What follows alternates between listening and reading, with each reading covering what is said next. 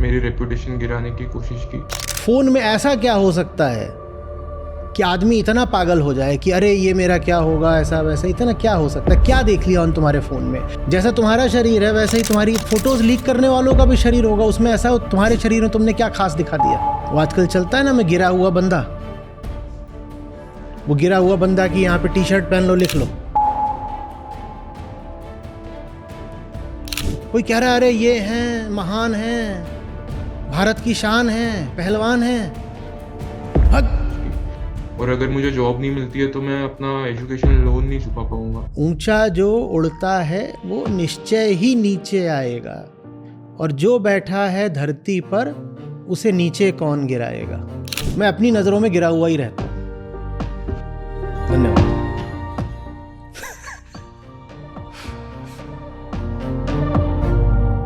नमस्ते आचार्य जी। मैं 2 साल पहले फ्रांस आया था पढ़ाई करने के लिए। तो हमारा क्लास कुछ 25 लोगों का ही क्लास है, जिसमें मैं अकेला इंडियन हूँ। तो कंपेयर टू जो मेरे क्लासमेट्स हैं, उनसे मुझे थोड़ा ज़्यादा एक्सपीरियंस है, तो मुझे पहले से बहुत चीज़ें आती थी। तो उसके कारण कंपैरिजन हुआ और बहुत कॉन्फ्लिक्ट्स होने लग गए मेरे क्लासमेट्स और मेरे बीच में। क्योंकि मुझे थोड़ा ज़्यादा एक्सपीरियंस था उनसे, वो बिगिनियर्स थे। इसी चक्कर में किसी ने मेरा फ़ोन हैक कर लिया। उसने मेरे प्राइवेट इंफॉर्मेशन का मिसयूज करके काइंड ऑफ कैरेक्टर असैसिनेशन, मेरी रेपुटेशन गिराने की कोशिश की। क्योंकि फर्स्ट ईयर में मैं टॉप कर रहा था और सबके मार्क्स सबके सामने रख दिए जाते थे, लेकिन फिर उन्होंने, क्लास के लोगों ने बोल के वो भी रुकवा दिया कि सबके मार्क्स एक साथ ना दिखे। फिर सेकेंड ईयर में मुझे टीचर्स से भी प्रॉब्लम होने लग गई। टीचर्स भी मुझे थोड़ा इल ट्रीट करने लग गए, और सबसे पहले मुझे मेरे प्रोफेसर ने ही इसके बारे में बताया कि मेरा फ़ोन हैक हो चुका है। और फिर मैंने अपने वॉलपेपर पर लिखकर उनसे बोला कि मैं एक्शन ले लूंगा लीगल, मुझे आके कन्फेशन दे दो। तो मुझे आके कन्फेशन भी दे दिया गया। और धीरे धीरे ये जो ब्रांच है हमारे कॉलेज की, ये अभी बड़ी हो रही है, तो नए क्लासेस भी आने लग गए हैं।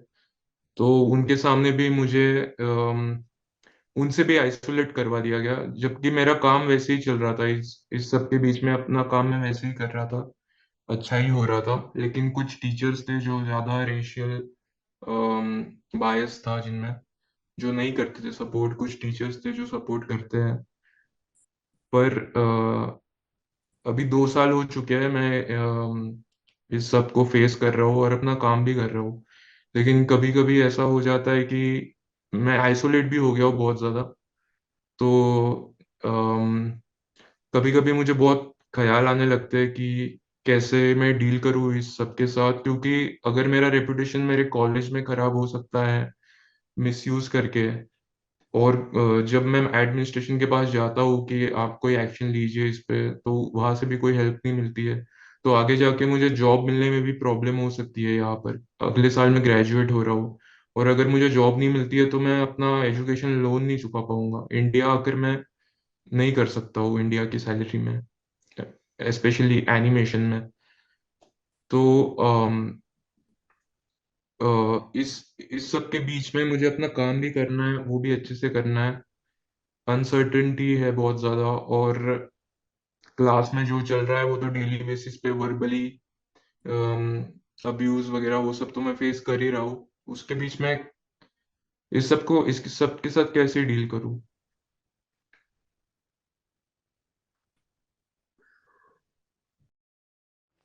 रेपुटेशन चाहिए क्यों?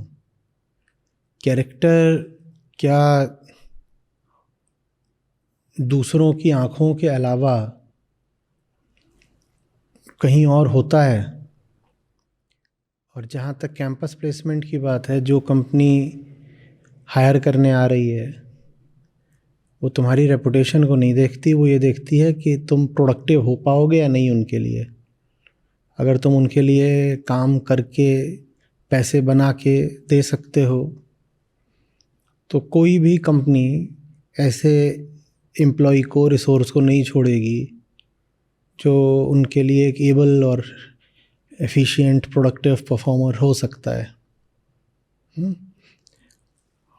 हाँ, तुम कोई बहुत इलीगल काम करके बैठे हो और अभी तुम पर कोई ओपन केस चल रहा हो, वो फिर एक अति की बात होती है, एक्सट्रीम। पर वैसा तो कुछ है नहीं। यहाँ तो जो बात हो रही है वो र्यूमर, अफवाह, गॉसिप मॉन्गरिंग के तल की है कि तुम्हारे फ़ोन में से कुछ निकाल लिया, कि क्या कैरेक्टर असैसिनेशन निकाल लेंगे। तुम किसी राष्ट्राध्यक्ष पर हमले का तो कोई कार्यक्रम बना नहीं रहे हो, तुम एलियंस के साथ मिल करके प्लैनेट अर्थ को सैबोटाज करने की योजना भी नहीं बना रहे हो। अधिक से अधिक क्या होगा, तुम्हारी निजी ज़िंदगी की कुछ बातें होंगी, तुम्हारे सेक्सुअल अफेयर्स की कुछ बातें होंगी। इससे अधिक तो कुछ भी नहीं होता जिसको आप कैरेक्टर असैसिनेशन बोलते हो। तो तुमको ऐसा कैरेक्टर रखना किस लिए है? रेपुटेशन एक तरीके का एग्रेशन और एक तरह का डर होती है। होती है कि नहीं? मैं कहीं पे जा रहा हूँ, मैं वहाँ पहुँचने से पहले ही वहाँ के लोगों को प्रभावित, इम्प्रेस कर देना चाहता हूँ। जैसे कि कोई कहे कि मैं कहीं पहुँचूँ उससे पहले ही उस जगह पर मैं अपना कब्जा जमा लूँ। इसलिए कह रहा हूँ रेपुटेशन एक तरह का एग्रेशन होती है। और रेपुटेशन इस बात का डर होती है कि बिना रेपुटेशन के तो मेरी पोल खुल जाएगी। मैं पहले ही बता देता हूँ साहब, मेरी रेपुटेशन ये है कि मैं बड़ा आदमी हूँ, ताकि आप मुझसे ज़रा ढंग से व्यवहार करें। भाई, तुमसे मुझे कैसा व्यवहार करना है ये बात तुम्हारी रेपुटेशन से क्यों तय हो? ये बात तुम्हारी हस्ती से तय होनी चाहिए ना। तुम कैसे हो तुम्हें देख के तुमसे व्यवहार कर लेंगे।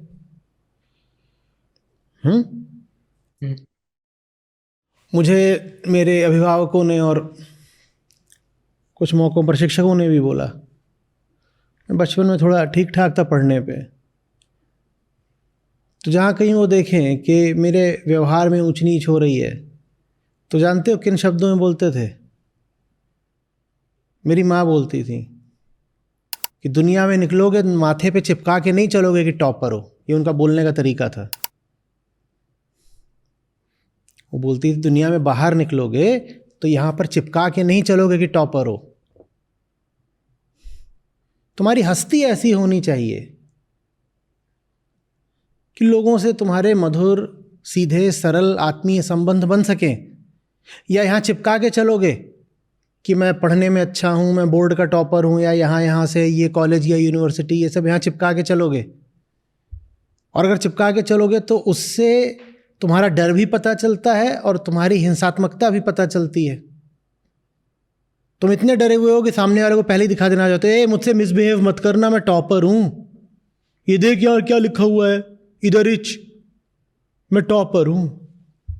अरे माँ मुझसे बोलती थी कि अपनी हस्ती ऐसी रखो कि माथे पे खुदवाना ना पड़े कि मेरे अतीत की उपलब्धियाँ क्या हैं, या कि मेरा कैरेक्टर, मेरी रेपुटेशन। ये कैरेक्टर रेपुटेशन क्या होते हैं? बात होती है तुम्हारी हस्ती की, तुम हो कौन, उसको ठीक रखो ना। जो कैरेक्टर की जितनी परवाह करेगा वो समाज का उतना गुलाम हो जाएगा, क्योंकि कैरेक्टर सर्टिफिकेट तो तुमको समाज ही देता है ना। जो तुम्हें वो सर्टिफिकेट दे सकता है तुमसे वापस भी ले सकता है, तुम डर के रहोगे। और सर्टिफिकेट अगर कोई तुम्हें देगा तो तुमसे कुछ वसूल के ही देगा, तुम्हें किन्हीं शर्तों पर ही देगा। जिन्होंने तुम्हारा फ़ोन हैक किया वो तो सफल हो गए, वो तुम्हें डराना चाहते थे, चिंतित परेशान करना चाहते थे, वो तुम हो गए हो। फ़ोन में ऐसा क्या हो सकता है कि आदमी इतना पागल हो जाए कि अरे ये मेरा क्या होगा, ऐसा वैसा, इतना क्या हो सकता है? क्या देख लिया उन तुम्हारे फ़ोन में? तुम अपने गर्लफ्रेंड से कुछ बातचीत करोगे वो देख लिया होगा, या माँ बाप से बात करोगे वो देख लिया होगा, शायद तुम पॉर्न देख रहे होगे तो वो तुम्हारी ब्राउजिंग हिस्ट्री में आ गया होगा। मैं इसके आगे का समझ नहीं पा रहा हूँ कि एक जवान आदमी किन बातों से अपना कैरेक्टर निर्धारित करता है भारत में। बाहर तो इन बातों को बहुत ज़्यादा कैरेक्टर या रेपुटेशन का इंडिकेटर माना भी नहीं जाता। इंडिया में यही सबसे बड़ी बात होती है कि प्राइवेट चैट थी, वो जो चैट पूरी चैट ट्रेल थी, चैट हिस्ट्री थी, वो लीक हो गई, अब वो चैट आ गई है तो लोग देख रहे हैं और मज़े ले रहे हैं। ये परवर्स प्लेजर्स हैं, ये वॉयरिज्म कहलाता है। इन चीज़ों पर तो सज़ा देने का लीगल प्रावधान भी होता है। जैसा कि तुमने कहा ना कि तुमने अपने वॉलपेपर पे लिख दिया था कि मैं लीगल केस कर लूँगा, तो उन्होंने खुद आकर के फिर कन्फेस किया, अपोलोजाइज़ किया। ये चीज़ें तो कानूनन भी गलत हैं, पर मैं तुमसे कह रहा हूँ कि कानून इनको सही माने गलत माने, तुम पे फ़र्क पड़ना क्यों चाहिए? क्या हो गया ऐसा? बहुत हो जाएगा, अधिक से अधिक क्या बुरे से बुरा हो जाएगा? तुम्हारी न्यूड पिक्स लीक हो गई तो सब वैसे ही होते हैं, तुम कुछ अलग नहीं हो, और अलग भी हो तो लोग अलग भी होते हैं। ऐसा क्या हो गया? जैसा तुम्हारा शरीर है वैसे ही तुम्हारी फोटोज लीक करने वालों का भी शरीर होगा। उसमें ऐसा हो तुम्हारे शरीर में तुमने क्या खास दिखा दिया? और जो तुम्हारी तस्वीरें देख रहे हो उनसे बोलो अपनी ही देख लो, या जाके आईने के सामने खड़े हो जाओ, बेटा तुम भी मेरे ही जैसे हो। इसमें इतना घबराने की बात क्या है? पर विशेषकर भारत में हमारे लिए बहुत बड़ी बात होती है चरित्र, कैरेक्टर। और ये अजीब बात है, अब हम 21वीं शताब्दी का भी चौथाई क्वार्टर पास करने वाले हैं। तो एक तो ये शताब्दी, दूसरे तुम फ्रांस में पढ़ रहे हो, और तीसरी बात तुम फीमेल नहीं मेल हो। तुम्हारी अगर कैरेक्टर और रेपुटेशन को लेकर के ये हालत है फ्रांस में होते हुए भी, आज की पीढ़ी का होते हुए भी, तो फिर भारत की महिलाओं के लिए क्या उम्मीद है? उनको तो बात बात में यही कह करके ब्लैकमेल करा जाएगा, बाह मरोड़ी जाएगी कि देखो तेरा हम कैरेक्टर जो है ना वो ख़राब कर देंगे, हम दुनिया भर में तेरी इज्जत उछाल देंगे, तेरी रेपुटेशन बर्बाद कर देंगे। गुलामी में सबसे बड़ी गुलामी है रेपुटेशन की गुलामी। बार बार कहता हूं, किसी के द्वारा दी गई इज्जत के भूखे मत रहो, मत रहो। मैं तो यहां तक कहता हूं, कोई बेइज्जती दूर की बात है, कोई इज्जत दे रहा हो, इज्जत लेने से इनकार कर दो, क्योंकि जो आज तुम्हें इज्जत दे सकता है कल को तुम्हारी इज्जत छीन भी सकता है। मत लो किसी से इज्जत। कई बार तो तुमको इज्जत दी ही इसीलिए जाती है ताकि तुम इज्जत देने वाले के गुलाम बन जाओ, और फिर एक दिन वो आकर के तुमसे कहेगा, जो मैंने तुझे इतनी इज्जत दे दी ना, दुनिया के सामने इतना इज्जतदार बना दिया ना, अब मैं तेरी सारी इज्जत उतार दूंगा, नहीं तो मेरी गुलामी कर, जैसा मैं कहता हूं वैसा कर। ये ब्लैकमेलिंग है। अपनी ब्लैकमेलिंग नहीं करानी हो तो इज्जतदार मत बनो। पर हम भारतीय, हमें घुट्टी इस बात की पिला दी गई है कि सामाजिक प्रतिष्ठा बहुत बड़ी बात है, कोई नहीं बड़ी बात है। कोई दूसरा तुम्हारी इज्जत छीने इससे पहले खुद ही अपनी इज्जत तार तार कर दो। खुद ही सबको बोल दो, भैया मुझ में ऐसा कुछ नहीं है कि तुम मुझे आदर सम्मान दो, मैं बहुत साधारण आदमी हूं, मैं साधारण से भी गिरा हुआ आदमी हूं। वो आजकल चलता है ना, मैं गिरा हुआ बंदा। वो गिरा हुआ बंदा की यहां पे टी शर्ट पहन लो, लिख लो कि तू मुझे क्या गिराएगा, मैं तो पहले से ही गिरा हुआ हूं।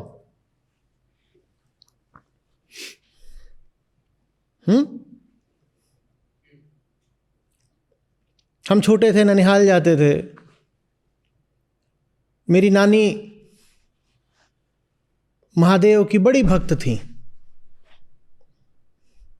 और मुझको जब वो देखें तो उनकी महादेव भक्ति एकदम ही परवान चढ़ जाती थी। उन्होंने एक कथा बना रखी थी, वो कथा वो सबको सुनाती थी। वो कहती थी कि जब हमने शिव जी से बहुत पूजा प्रार्थना करी, वरदान मांगा, तो ये लड़का पैदा हुआ। बात समझ रहे? तो वो उनके देखे कि मैं आया ही हूं, तो जब हम पहुंच जाएं तो और ज़्यादा शिव भक्ति के कार्यक्रम हुआ करें। तो एक वो कैसेट लगा करके सुना करती थी, और उनकी ये मान्यता इस बात से और दृढ़ हो गई थी कि जो भी उन्होंने भगवान शिव से मांगा होगा, तो मेरा जन्म भी महाशिवरात्रि को हुआ, तो उनको लगे कि अरे तो एक कैसेट था वो शिव विवाह का, वो सुना करती थी। वो रोज़ ही लगा दे, जिन दिनों मैं वहाँ रहूँ लगभग रोज़ ही उसको लगा दे, और वो लगाना भूल जाए तो फिर सब जो बच्चे थे घर के वो समझ गए थे कि लगाना ही होता है सुबह सुबह, तो वो लगा दिया करें। तो उसमें वो बीच में एक पंक्ति आती है कि ऊंचा जो उड़ता है वो निश्चय ही नीचे आएगा, और जो बैठा है धरती पर उसे नीचे कौन गिराएगा। ऊंचा जो उड़ता है वो निश्चय ही नीचे आएगा, और जो बैठा है धरती पर उसे नीचे कौन गिराएगा। बात समझ रहे? असल में वो पूरी कथा ये थी कि विवाह के लिए राजा भेजते हैं पंडित को, क्योंकि जो बालिका हैं पार्वती, जब उन्होंने जन्म लिया है दोबारा, तो उन्होंने हठ कर लिया है कि मैं तो शिव जी से ही, ये पौराणिक कथा है, शिव जी से ही विवाह करूंगी। तो उनको भेजा जाता है, तो वो पंडित कहता है, अरे महाराज आप ये पहाड़ पर काहे को बैठते हो पत्थर पे, और ये आपने भूत प्रेत की सेना इकट्ठा कर रखी है। पंडित कहता है शिव जी से कि ये तो उसमें ऐसे ही एक और बड़ी पंक्ति ऐसी आती थी, मैं हंसता था, खूब खिलखिलाता था, मैं बच्चा था, कि पंडित एकदम ही पगला जाता है, तो देखता है जब वहां पर जाकर हाल शिव जी का, तो बोलता है मेरी गौरा 5 बरस की, मर बुढ़ा 1000 बरस का। यो शिव जी के लिए बोल रहा है कि हमारी जो गौरा है वो छोटी सी बच्ची, वो 5 साल की है, और ये जो है शिव जी उनको बोल रहे मर बुढ़ा है 1000 बरस का। बोल रहे ये कैसा रिश्ता करवा रहे हो। कैसेट की बातें। तो मैं उसको, वो मुझे एक समय पे पूरा रट गया था, पूरा वृतांत थी शिव विवाह का। तो आ गई लहर शिवा के मन में, ऐसे करके अपना वो रहता था। तो बाकी सब बातें तो चलो जैसी थी वैसी थी, पर ये बात मेरे मन में बैठ गई कि ऊंचा जो उड़ता है वो निश्चय ही नीचे आएगा, और जो बैठा है धरती पर उसे नीचे कौन गिराएगा। अब जीवन की यात्रा, समय का पहिया, हम आगे बढ़े और जीवन ने हमें बहुत मौके दिए ऊपर उठने के, उठे भी, शिक्षा में, अपने सब कामकाज में, और फिर और आगे बढ़ते गए तो फिर दुनिया में थोड़ा नाम भी फैल गया। ये सब होता रहा एक के बाद एक करके। लेकिन एक बात मैंने अच्छे से याद रखी, बाहर से कोई मुझे उठा ले कितना भी, भीतर से मैं ज़मीन पर ही बैठा रहूँगा, मैं नहीं उठने वाला। क्योंकि जो बैठा है धरती पर, ये महादेव मुझे बता गए थे। ये मेरी नानी का आशीर्वाद, उनके हिसाब से मैं महादेव का भेजा हुआ पार्सल हूं। तो ये महादेव की सीख कि जो बैठा है धरती पर उसे नीचे कौन गिराएगा। तो मैंने कभी अपने आप को ऊपर नहीं उठने दिया। आप मुझे कितना ऊपर उठा लो, मैं अपनी नजरों में गिरा हुआ ही रहता हूं। धन्यवाद। समझ रहे हो? अपनी नजरों में गिरे हुए रहो। अरे इससे मतलब ये नहीं है कि अपनी नजरों में तुम अपने आप को हीन वगैरह समझो, माने जमीन पर रहो। दुनिया तुम्हें ऊंचे से ऊंचे मंच पे खड़ा कर दे, तुम अपने पांव जमीन पर रखना, तुम आसमान में मत उड़ने लग जाना। ये जो तुम्हें उड़ाते हैं ना, यही फिर गिराते हैं। भीतर से तुम बिल्कुल ग्राउंडेड रहना, ग्राउंडेड। बाहर से उड़ने की नौबत आए तो उड़ लिए, बाहर से बहुत पाताल में धंसना पड़े तो बाहर से कई बार दुनिया बड़ी बेइज्जती करती है, पाताल में धंसा देती है। दुनिया तुम्हें आकाश में टांग दे, दुनिया तुम्हें पाताल में दफन कर दे, तुम यथार्थ की जमीन पर रहना। जो बैठा है धरती पर उसे नीचे कौन गिराएगा। आ रही बात समझ में? जो तुम्हें गिरा पाते हैं ना, वो इसीलिए गिरा पाते हैं क्योंकि तुमने उन्हें कभी मौका दिया था तुम्हें उठाने का। क्योंकि तुम उनके द्वारा दी गई प्रशंसा बहुत तत्परता से स्वीकार करते हो, इसीलिए फिर जब वो तुम्हारी निंदा करते हैं तो तुम्हें निंदा भी स्वीकार करनी पड़ती है। ना तुमसे हम स्तुति श्लाघा लेंगे और न तुमसे निंदा आलोचना लेंगे, हम तुमसे कुछ नहीं लेंगे। I do not exist in your eyes. मेरी हस्ती, मेरा वजूद स्वतंत्र है। मेरी हस्ती तुम्हारी आंखों की गुलाम नहीं है। मैं वो नहीं हूं जो आश्रित है कि तुम्हारी आंखें उसे कैसे देखती हैं। तुम्हारी आंखों में मैं जैसा हूं सो हूं, तुम्हारी नजरों में मैं कुछ भी हो सकता हूं, उससे फर्क नहीं पड़ता। मैं जो हूं मैं जानता हूं। रेपुटेशन को बड़ी बात मत मानना, क्योंकि रेपुटेशन हमेशा दूसरों की आंखों में होती है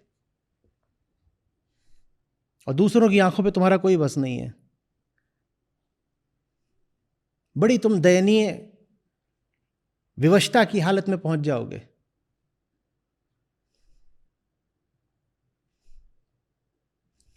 बल्कि जब कोई बहुत तुम्हारा मान सम्मान बढ़ा चढ़ा रहा हो ना, तब और याद रखा करो कि मुझे ऊपर नहीं चढ़ जाना है। अपने आप को चुटकुला बना लिया करो। मैंने बहुत मंचों से कई बार ये किया। ये मेरे लिए एक आत्म अनुशासन की बात है। जब कोई मेरी बहुत तारीफ कर रहा होता है, ठीक उसी वक्त मैं अपने ऊपर चुटकुला मार देता हूं। इसलिए नहीं कि मुझे जानबूझ करके थोड़ा सा विनम्र बनना है, क्योंकि सच्चाई यही है कि मैं चुटकुला हूं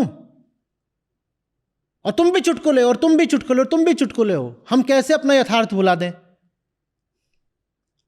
कोई कह रहा है अरे ये हैं, महान हैं, भारत की शान हैं, पहलवान हैं। भग,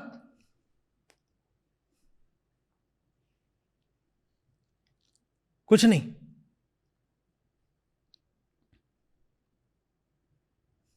आ रही बात समझ में? कुछ कोई दूसरा तुम्हारा मजाक उड़ाए उससे पहले तुम खुद अपना मजाक उड़ा लिया करो।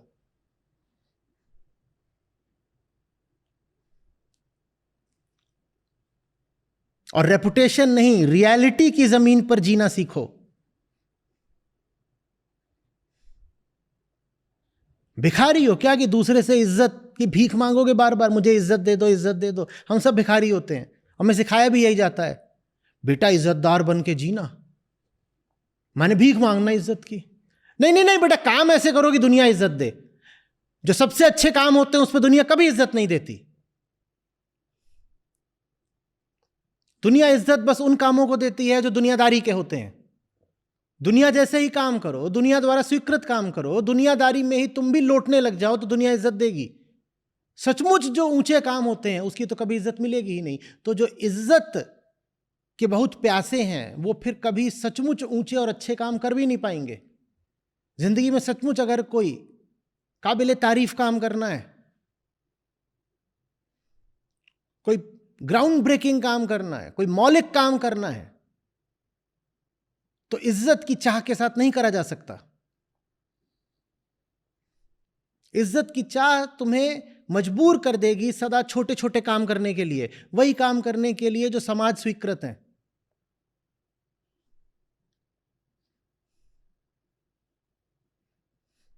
कुछ आ रही है बात समझ में? अपने आप को इतना गंभीरता से नहीं लेते कि मैं the respectable one, oh my God मेरे बारे में गंदी बात बोल दिया, गंदी बात बोल दिया।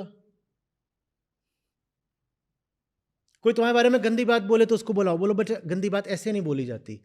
अब मैं तुझे बताता हूं गंदी बात कैसे बोली जाती है। ऐसे बोल, ऐसे। अब बोल।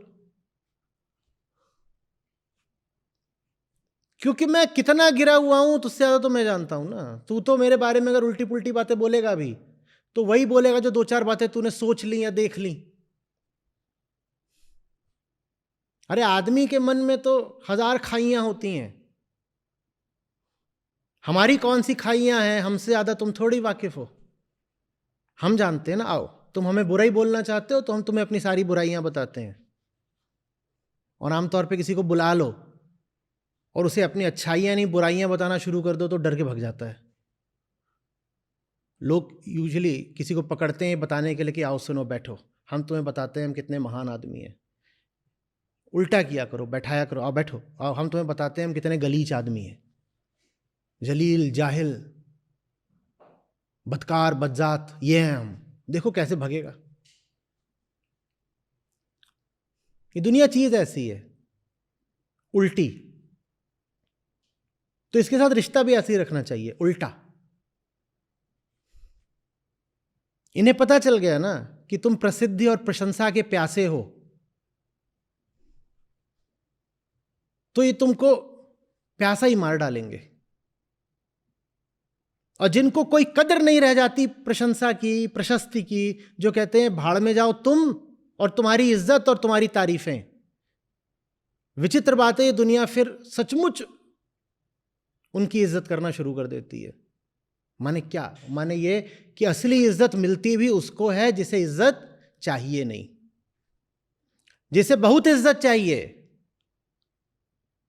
उसे बस मिलता है भयादोहन। भयादोहन जानते हो क्या? तो ब्लैकमेलिंग, भय दिखा दिखा के दुह लिया, भयादोहन। जो इज्जत के बहुत प्यासे होते हैं उनको मिलती है ब्लैकमेलिंग। और सचमुच अगर इस दुनिया ने, इतिहास ने भी अगर किसी को इज्जत दी है तो उनको दी है जो इज्जत की दो रत्ती की परवाह नहीं करते थे, उनको सचमुच इज्जत मिलती है। आ रही बात समझ में? नंगे खेलना सीखो, बेधड़क जीना सीखो। इज्जत वाला कोट नहीं डालने का। भैया हमारी इज्जत है ही नहीं, तुम्हें बेइज्जत क्या करोगे? जो बैठा है धरती पर उसे नीचे कौन गिराएगा? ऊंचा जो उड़ता है वो निश्चय ही नीचे आएगा।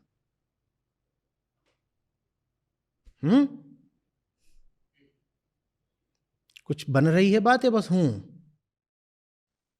बन रही है। और आज मेरा बर्थडे भी है सर, और मेरा यहाँ पे अभी कोई दोस्त नहीं बचा है, तो मुझे बहुत अच्छा गिफ्ट मिल गया। 2 साल से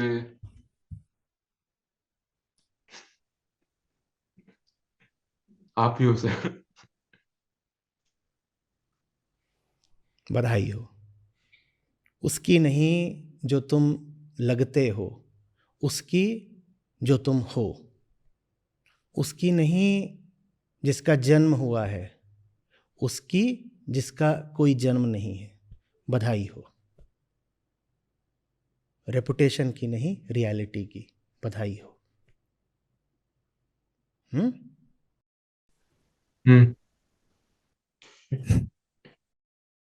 धन्यवाद सर।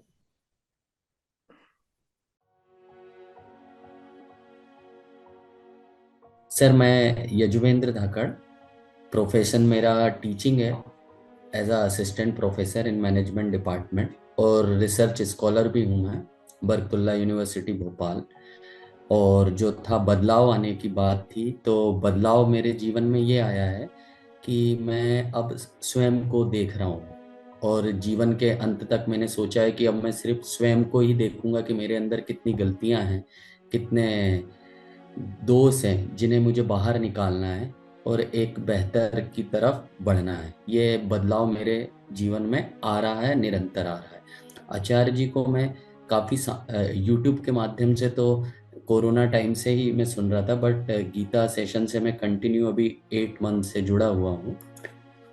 और आज की जो सीख थी कि जिसमें सत्य तुम्हारे हिसाब से नहीं चलता है, हमें स्वयं को पहले जानना है। और मुझे इसलिए भी लगा क्योंकि मैं खुद ही अब इस पे काम कर रहा हूँ कि मेरी जो जो गलतियाँ हैं सब कुछ देख रहा हूँ, जो नहीं भी है उससे भी मैं अपनी गलतियाँ बना रहा हूँ।